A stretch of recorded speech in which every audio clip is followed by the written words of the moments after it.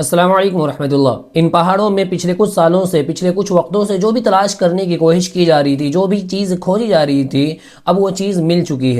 اور یہ کھوج ایسی ہے کہ یہ نہ صرف 21ویں صدی کی سب سے بڑی کھوج مانی جا رہی ہے، بلکہ سب سے بڑی مذہبی یعنی سب سے بڑی ریلیجیس کھوج ہے، بلکہ اس کھوج نے دنیا کی زیادہ تر لوگوں کو دماغی طور پر ہلا کر رکھ دیا ہے۔ اور ہاں، کچھ لوگوں کو یہ کھوج نئے طریقے سے سوچنے پر مجبور بھی کر رہی ہے۔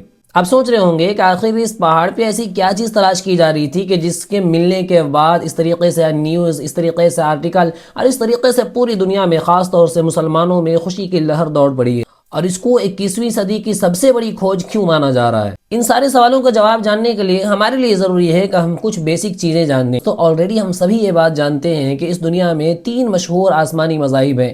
ایک کا نام اسلام ہے، جس کو ہم فالو کرتے ہیں، ایک کا نام یہودیت ہے، اور ایک کا نام عیسائیت۔ اور ان تینوں مذاہب میں پیغمبروں یعنی کہ پروفیٹس کا کانسیپٹ پایا جاتا ہے۔ اور ان تینوں مذاہب کے اتہاس میں جو بے شمار پروفیٹس آئے ہیں، جو سملر پروفیٹس کا ذکر ملتا ہے ان کی کتابوں میں، ان میں جو مشہور ہیں حضرت نوح علیہ السلام، حضرت ابراہیم علیہ السلام، حضرت عیسیٰ علیہ السلام، حضرت موسیٰ علیہ السلام، تو یہ سملر پروفیٹ ہیں جو ان کا ذکر ان کی کتابوں میں ملتا ہے، قرآن میں بھی ملتا ہے، یہودیوں کی کتاب میں بھی ملتا ہے۔ لیکن ورتھ نوٹسنگ بات یہ ہے نا کہ حضرت نوح علیہ السلام کو آدم ثانی کہا جاتا ہے، یا پھر دیگر زبان میں سیکنڈ ایڈم بھی کہا جاتا ہے۔ اس کی وجہ یہ ہے کہ جو آدم یا ایڈم تھے وہ اس دنیا کے سب سے پہلے انسان تھے، اور مسلمانوں کے عقیدے کے مطابق وہ سب سے پہلے نبی تھے۔ انہی کے ذریعے انسانوں کا نسل شروع ہوا، انسانیت پوری دنیا پر پھیلی۔ لیکن پھر سینکڑوں یا ہزاروں سال کے بعد جب نوح علیہ السلام کی آمد ہوئی، تو ان کے زمانے میں یہ دنیا ایک بار پھر سے ایک خطرناک طوفان کی وجہ سے تھم سی گئی تھی۔ اس دنیا سے انسان ختم ہو چکے تھے، پورا نظام تباہ و برباد ہو چکا تھا، جسے ہم اور آپ سبھی جانتے ہیں کہ نوح علیہ السلام کے زمانے میں مشہور ہے کہ سیلاب آیا۔ اس سیلاب کی وجہ سے دنیا میں جتنے بھی لوگ تھے سب اس سیلاب کے شکار ہوئے، سب اس سیلاب میں مر گئے، سوائے ان لوگوں کے جو نوح علیہ السلام کے کشتی میں سوار ہو کر رہ گئے تھے۔ اور پھر انہی سے جو ہے انسانوں کا نسل شروع ہوا۔ اور جن لوگوں سے انسانی نسل شروع ہوئی یعنی نوح علیہ السلام کے اولاد سے، جس کا نام ہسٹوریکل اور باقی ریلیجس بکس میں ملتے ہیں، حام، سام اور یافس۔ اگر ہم آسان بھاشا میں یوں سمجھیں کہ اب اس دنیا میں 3 مذاہب چلتے ہیں، یہودی، عیسائی، مسلمان، اور تینوں مذاہب کے لوگوں کا یہ عقیدہ ہے کہ اس دنیا میں جتنے بھی انسان پائے جاتے ہیں وہ سب انہی کے اولاد ہیں، یعنی نوح علیہ السلام کی اولاد سام، حام اور حافظ کی نسل چلی ہوئی ہے پوری دنیا میں۔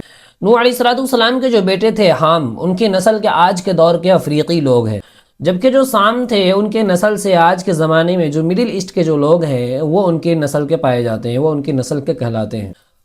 اور پھر جو تیسرے بیٹے تھے یافس، ان کی نسل سے آج کے جو یوروپین ہے، عراقی ہے، ہندی ہے، ٹرکی ہے، چینی ہے، یہ ان کی نسل سے کہلاتے ہیں۔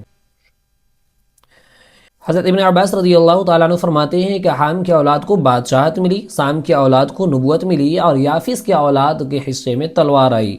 اب ہم اصلی مدعے کی طرف چلتے ہیں کہ یہ لوگ جس چیز کی تلاش کر رہے تھے اس کے طرف۔ آپ سبھی جانتے ہیں نا، یہ بہت مشہور واقعہ بھی ہے کہ نوح علیہ السلام نے 950 سال جو ہے لوگوں کو دعوت دی، لوگوں کو اللہ کی طرف بلایا، لوگ مانے نہیں۔ اللہ رب العزت سے بالآخر تھک ہار کر آپ علیہ السلام نے ان کے لیے بد دعا فرمائی۔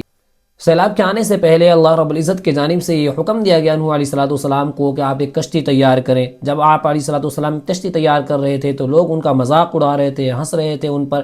یہ لمبی سٹوری ہے۔ اور جب کشتی تیار ہو گئی تو پھر سیلاب آیا، اور جو لوگ کشتی میں سوار ہو گئے تھے، آپ علیہ السلام کو حکم ہوا تھا کہ ہر جانور کے 2 جوڑے لے اور کشتی میں سوار کر لے۔ 3 فلور کی کشتی تیار کی گئی تھی، یہ بائبل میں بھی اس کا ذکر ہے۔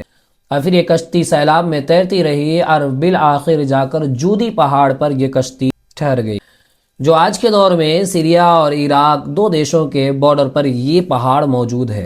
جبکہ اگر اسی معاملے میں بائبل کا جائزہ لیتے ہیں تو بائبل میں یہ ذکر ملتا ہے کہ یہ کشتی جو ہے وہ ارارات پہاڑ پر ٹھہری تھی، جو سب سے اونچا پہاڑ تھا، جو لگ بھگ جودی پہاڑ سے 300 یا 350 کلومیٹر کی دوری پر یہ ارارات پہاڑی واقعی ہے۔ بائبل میں یہ بات لکھی ہے کہ نوح علیہ السلام کی کشتی وہیں ٹھہری تھی۔ لیکن یہ جو پہاڑ ہے ارارات، یہ سیریا اور عراق کے بارڈر پر نہیں بلکہ اس کے اوپر ارمینیا کے جانب یہ واقع ہے، جو 350 کلومیٹر کی دوری پر ہے۔ اب اس میں موسٹ انٹرسٹنگ بات کیا ہے کہ بہت سارے لوگ کہتے ہیں یار یہ تو بائبل اور قرآن کی باتیں الگ ہو گئی، قرآن کہتا ہے جودی پہاڑ پر، بائبل کہتا ہے ارارات پہاڑ پر، اور بظاہر یہ کشتی بھی ملی ہی وہیں سے۔ تو بہت سارے ہسٹورینز اور اسکالر یہ دعویٰ کرتے ہیں، بلکہ بات قابل قبول بھی ہونی چاہیے کہ اس زمانے میں یہ دونوں پہاڑ ایک تھے، پہاڑوں کا سلسلہ بہت طول ہوتا تھا اور پورے پہاڑ کا نام جودی پہاڑ تھا، جو اب کٹ کٹ کٹ کر شہر بنتا گیا، میدان بنتا گیا۔ جیسے جیسے پہاڑوں کی کھوج ہونا شروع ہوا، ویسے ویسے ہی نوح علیہ السلام کی کشتی بھی مل چکی ہے، جسے ہماری دنیا کے ویگیانک کی طرف سے ٹروپینار فارمیشن کا نام دیا گیا۔ 1948 تک اس حیران کر دینے والی چیز، اس حیران کر دینے والی جگہ کے بارے میں کسی کو کچھ پتا نہیں تھا، لیکن پھر یہاں پر لگاتار ایکسٹریم لیول کی بارشیں شروع ہوئی، زلزلہ آیا، اب بارش کی وجہ سے، تیز طوفان کی وجہ سے برف جم گیا تھا، یہ برف پگھلنا شروع ہوا۔ برف، کچرا، مٹی، یہ سب جب پگھلنا شروع ہوا، ختم ہونا شروع ہوا، تو یہ کشتی اپنے آپ باہر آ گئی۔ اسی دور میں وہاں ایک کردش چرواہا جو اپنی بکریوں کو چرا رہا تھا، جب اس حیران نما منظر کو دیکھا تو حیران ہو گیا اور دوڑتے ہوئے اپنے لوکل لوگوں کو آواز دیا۔ 1959 میں ٹرکش ایئر فورس کے اندر ایک پائلٹ ہوا کرتے تھے جن کا نام الہان۔ یہ ایک بار نیٹو کے ٹرکش ایکسپرٹ کو دکھایا گیا تو وہ حیران ہو گئے۔ یہ پہلی بار تھا کہ جب دنیا اس اسٹرکچر کو اوپر سے لیے گئے فوٹو پر صاف طور سے دیکھ رہی تھی۔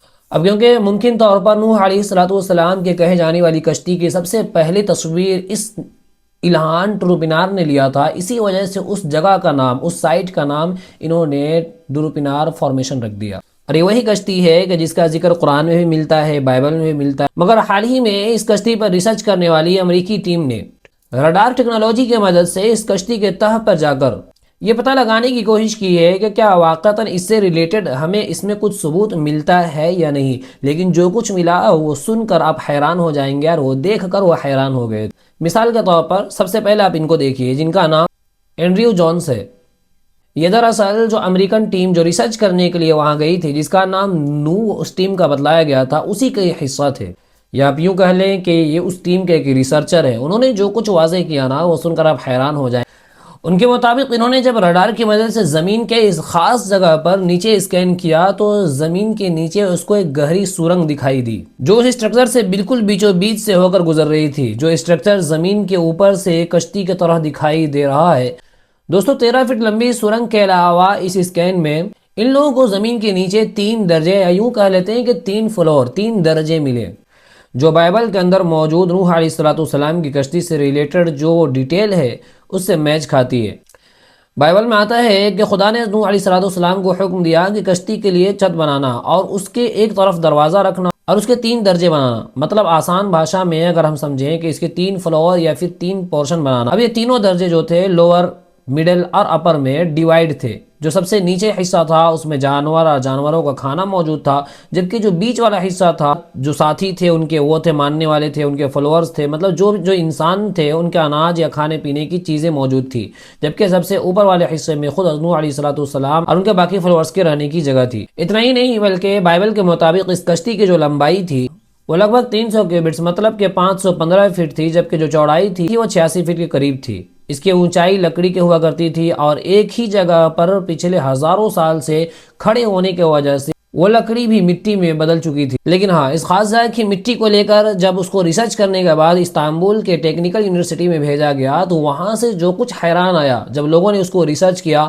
اور ریسرچ کرنے کے بعد جب نیوز جاری کیا گیا تو لوگ حیران ہو گئے کہ جو چیزیں نظر آنی تھی، لوگ یقین کرنے پر مجبور ہو گئے کہ یار یہ وہی مٹی ہے، یہ وہی چیزیں ہیں جو آج سے تقریباً 5000 سال 6000 سال پہلے پائی جاتی تھی۔ وہ ساری چیزیں، وہ سارا اسٹرکچر میں جو چیزیں ملی ان کو، جو لکڑیاں ملی، جس طریقے سے لکڑیاں گن کھا گئی تھی یا جس طریقے سے بنانے کا جو ڈیزائن تھا وہ سارا 5000 سال پرانا تھا۔ اور اس چیز استنبول ٹیکنیکل یونیورسٹی کے جو مین ریسرچر تھے انہوں نے جو کچھ کہا وہ سن کر وہ سارے لوگ یقین کرنے پر مجبور ہو گئے کہ یہ واقعتاً جو اسٹرکچر جو ہے وہ نوح علیہ السلام کی کشتی سے بالکل میچ کھاتا ہوا نظر آ رہا ہے۔ اور اسی کو آج آپ بھی دیکھ سکتے ہیں نا نیوز میں، آج تک نے بھی اس نیوز آرٹیکل کو چھاپا ہے کہ وہ ناؤ مل گیا جس نے کئی لوگوں کو پرلے سے بچایا تھا، وہ کشتی مل چکی ہے جس نے لوگوں کو سیلاب سے بچایا تھا۔ آپ کی اس تمام چیزوں کے بارے میں آپ کی کیا رائے ہے؟ اپنی رائے کا اظہار ضرور کریں۔